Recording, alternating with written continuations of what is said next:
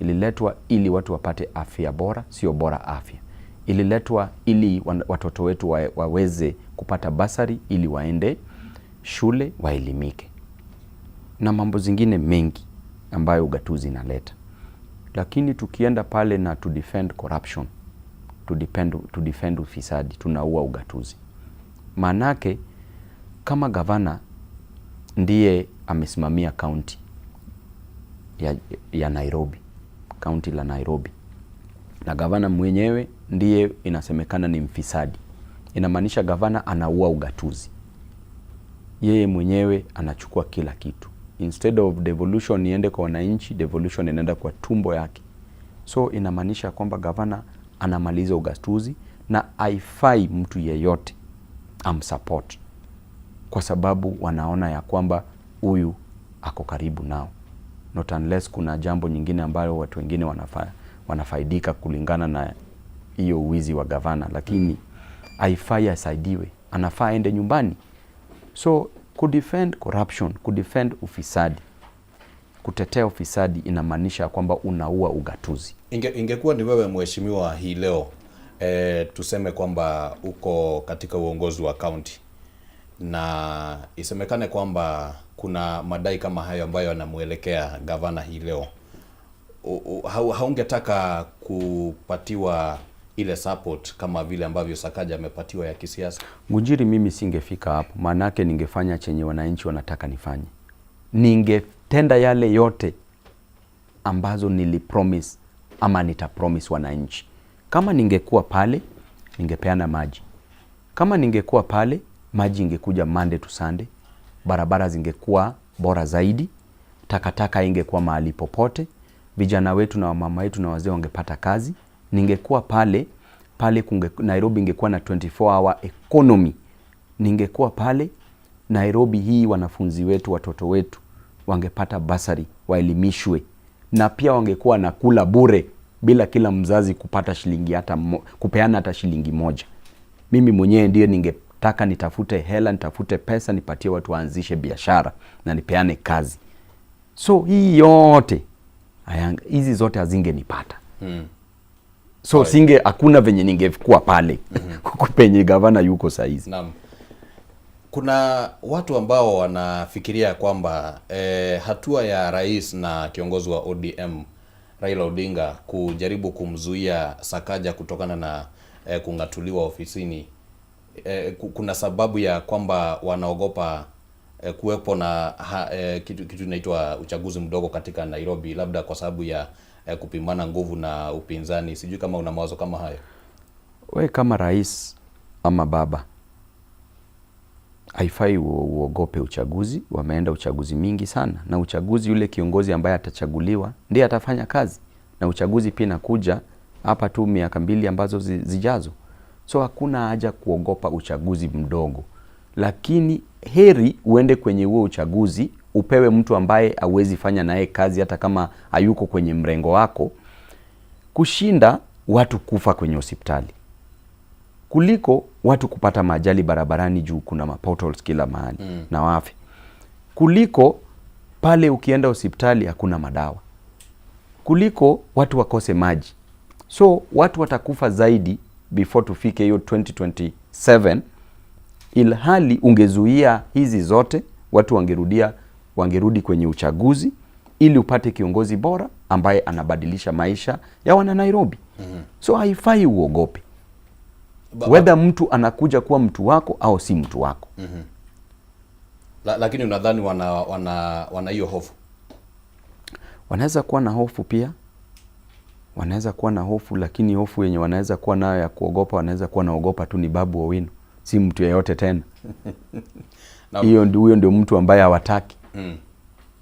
Umezungumza na baba hivi punde, labda akakwambia usibadilishe mawazo yako, usije ukawania katika Nairobi, ama labda una imani kwamba baba atakupatia tiketi ya ODM? Mujiri, mimi siwezi pewa tiketi ya ODM. Unaona jambo ambazo imefanyika, uliona kule Bomas, Sakaja alikuwa endorsed na wanachama cha ODM, walikuwa endorsed na baba mwenyewe. Mimi siwezi pewa chama cha ODM. Mimi chenye nitafanya tu ni kuheshimu baba kama babangu, kama mzee wangu. But mimi mwenyewe mkono yangu, mambo yangu yote yako katika mikono ya Mwenyezi Mungu. Na ninajua ya kwamba Mungu ndiye anachagua viongozi. Cheti watapatia Sakaja, lakini cheti changu kiko katika mikono ya Mwenyezi Mungu. Hapo ndicho cheti changu kiko. Na mimi hiyo cheti la muhimu sana ni hiyo ya Mwenyezi Mungu kukupatia. Hii nyingine siwezi ongelea zaidi. Lakini mheshimiwa, hata kama unasema kwamba cheti chako kiko na Mwenyezi Mungu, bila shaka wewe na mimi tutakubaliana kwamba siasa kuna vile ambavyo zina mpangilio wake itakapofika wakati huo. Unajaribu kusema kwamba kama hautapewa na tiketi na ODM ni kumaanisha kwamba utajihusisha na mrengo mwingine, na labda ni mrengo upi huo? Umejua kwenye siasa watu wanatengeneza mrengo tofauti tofauti. Lakini ukiona ya kwamba kule kwenye Bomas Sakaja alikuwa endorsed katika mrengo wa ODM. Tena at the same time juzi uliona tena anasaidiwa. Hii inakuonyesha tu akufukuzaye akwambii toka. Lakini bado kuna muda. Hiyo ni shida ya kesho. Shida ya leo ni kuhakikisha ya kwamba tufanyie wananchi kazi. Shida ya kesho ikikuja kesho tutaitatua jinsi ambavyo itakuja. Lakini niruhusu tu hata kama itabidi tusubiri wakati huo ufike. Yes.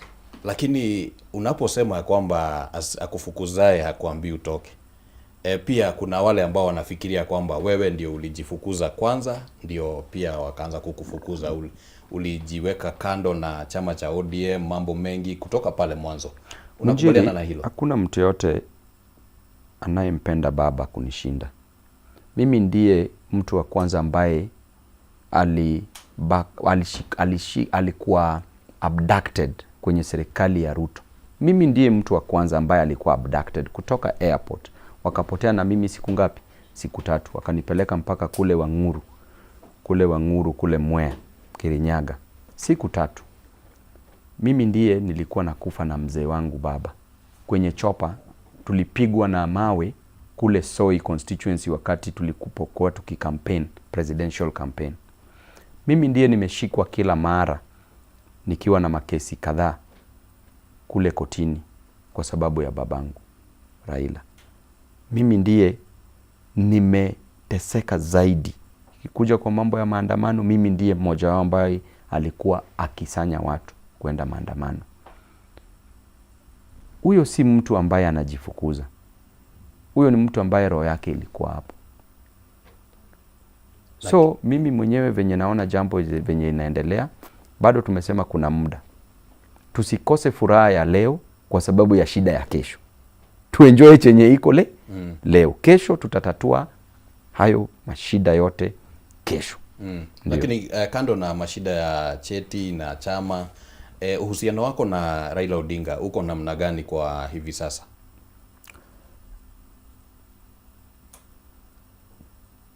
Hii ni siasa na kuna mambo mengi kwenye siasa. Sitaki tu kuongea zaidi. Unaona ninajaribu sana kujihold kwa sababu ya heshima.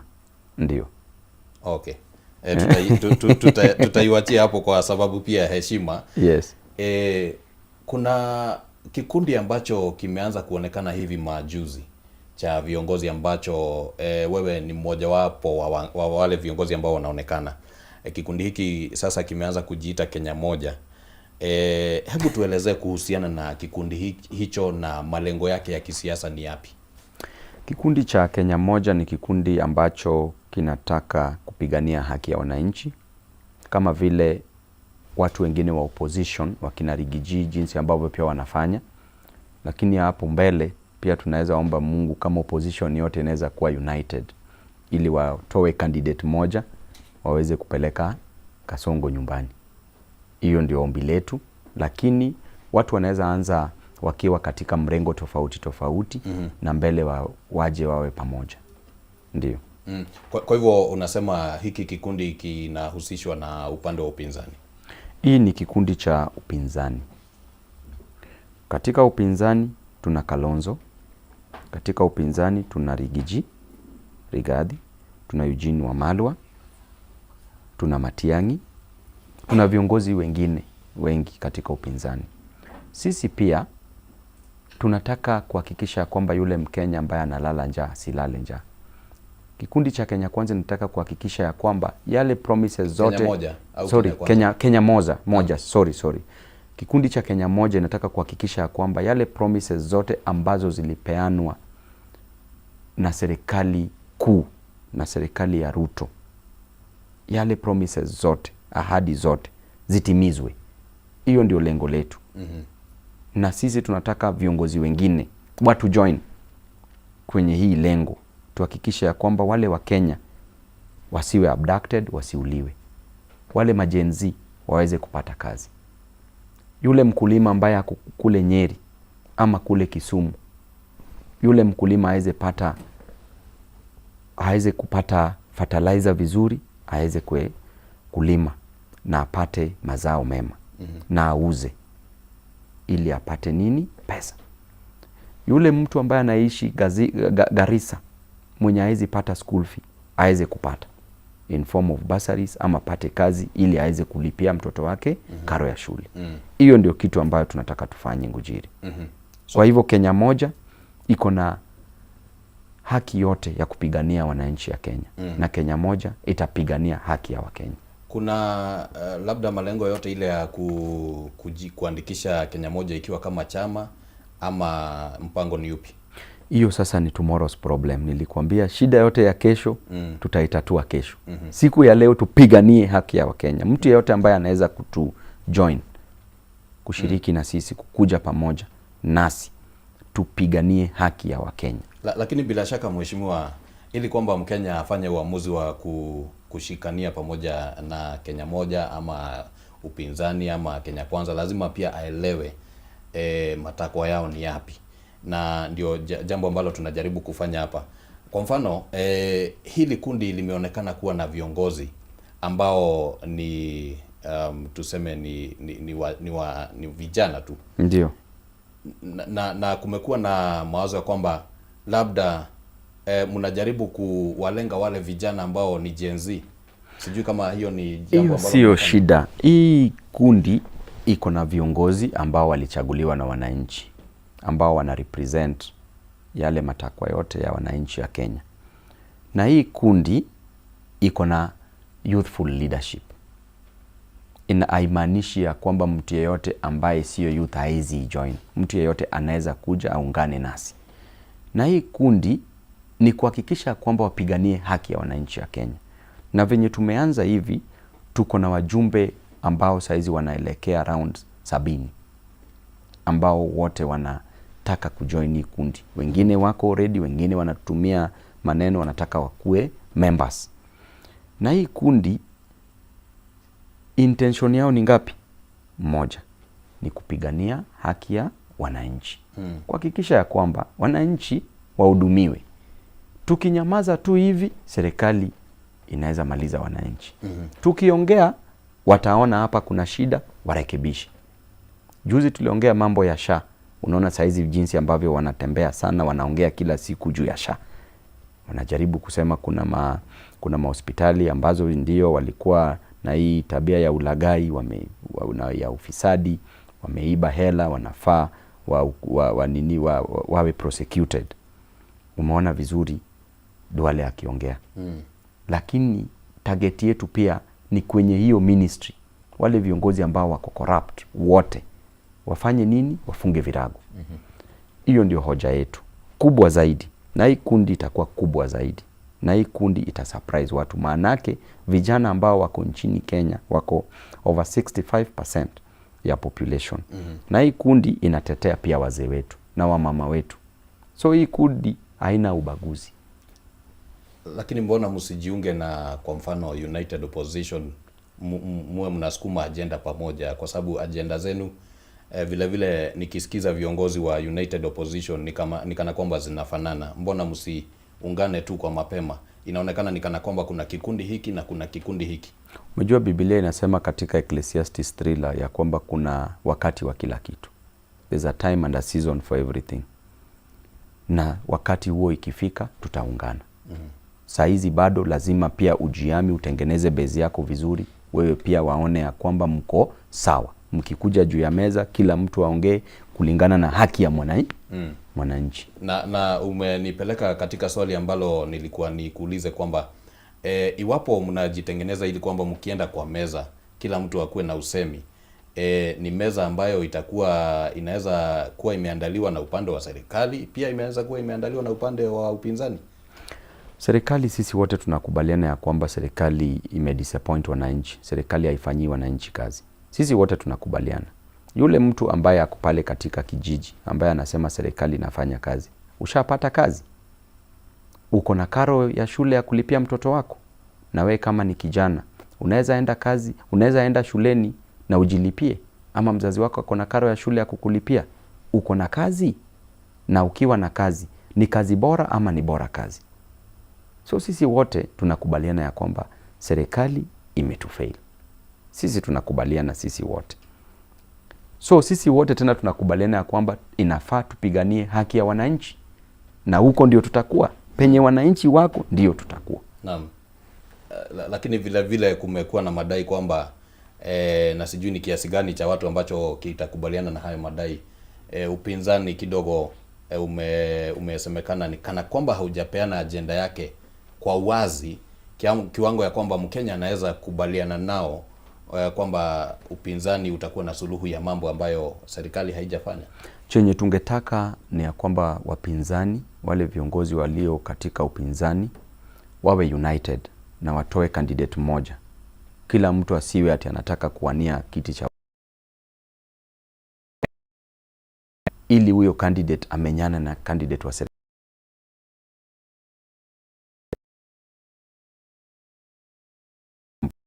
But viongozi walio katika chama cha upinzani ama vyama vya upinzani wahakikisha ya kwamba wawe kitu kingapi?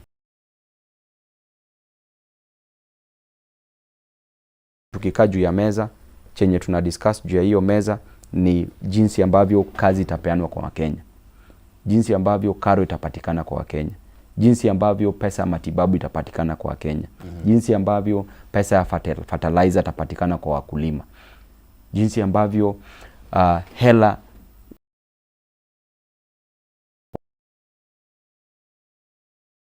nzima bila kubagua sehemu fulani. Una imani kwamba viongozi wa upinzani wataendelea kuzungumza kwa lugha moja hadi 2027, ikizingatiwa ni miaka miwili, ikizingatiwa kwamba serikali pia inajaribu kutafuta mbinu za kusambaratisha upinzani? Una imani kwamba upinzani utasimama ulivyo hadi 2027?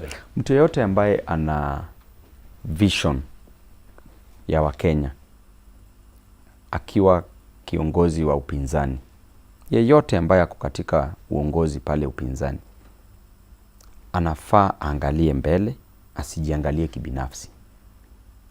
Anafaa angalie mbele, aseme ya kwamba kama shida ni Kasongo, atatolewa vipi? Atangatuliwa vipi?